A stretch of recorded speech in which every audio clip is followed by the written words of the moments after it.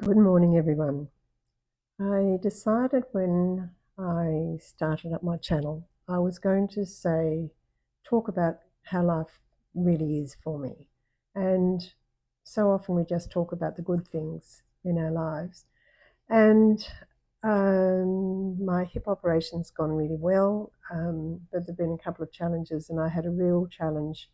Had a couple of real challenges actually.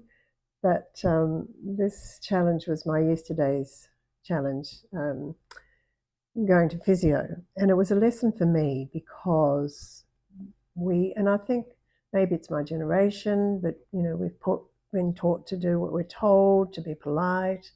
And I suffered because of it yesterday, because I wasn't honest enough about how I was feeling. So I wrote this poem, and it is a little bit of a poor me, but please believe me, it's over and done with. I've had a change of physios, and I had a lovely session with the student this morning instead of the student yesterday morning, who really, I felt, didn't take enough notice of the fact that I'm actually a bit elderly. I don't know whether you've noticed. And did push me, and I kept doing things that I actually shouldn't have done. So I was a bit of a mess by the time I came back to my room. But it's over and done with, but it was a lesson to me about being my own advocate. I mean, surely I know myself better than anyone does. So this is a poem that I wrote yesterday, or last night really.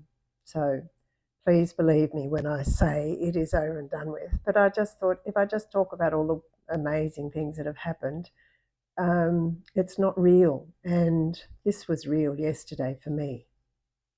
And I think that you'll understand when I read the poem. So, as I say, I'm completely over it now. My leg is feeling much better than it did yesterday. I did hurt myself by pushing myself too far. So this is my lesson from yesterday. I've been in hospital, you see. My old worn-out hip has gone, been replaced by a brand new one, and I'm learning to use it just as before.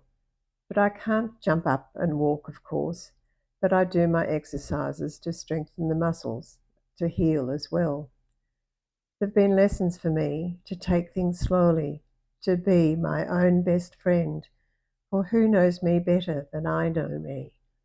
A hard lesson for me this day, a young physio doing his job, super efficient, doing as he was instructed, his list to get through.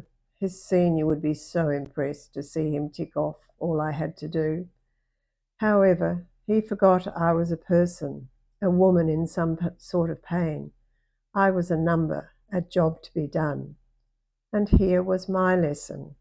I persevered too long, needing to be strong. If I had to do it, then I jolly well will, through gritted teeth and an occasional yelp, and a few weak tears escaping my eyes.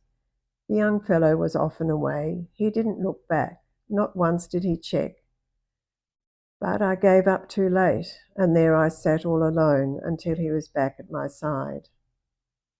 And then, and only then, I said enough was enough.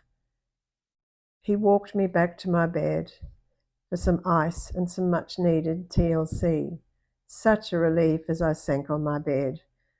The tears flowed freely as I let it all out, with a cup of tea, of course, the panacea for all ills. My lesson, of course, plain as day you might say, I needed to speak up, to be my own advocate, to say this was wrong, and he needed to know, to care for his patients with the understanding that that each person's pain is real and valid to them, to push but not beyond, so far and not too far. My advice to me then is to speak up for me, to know my own boundaries. I will get there in my own perfect time, my own inner strength matching my physical strength, and I will prevail today and tomorrow, the next day and next, each day I'm given. And believe me, please do, I'm filled with gratitude for my physios and the exercises I'm to follow each day. So I was very glad lunchtime came. Well, I actually slept when I came back as well, but it is over and done with, and I'm fine. But as I say, I felt that I needed to be real about what's going on for me. And today was a different day.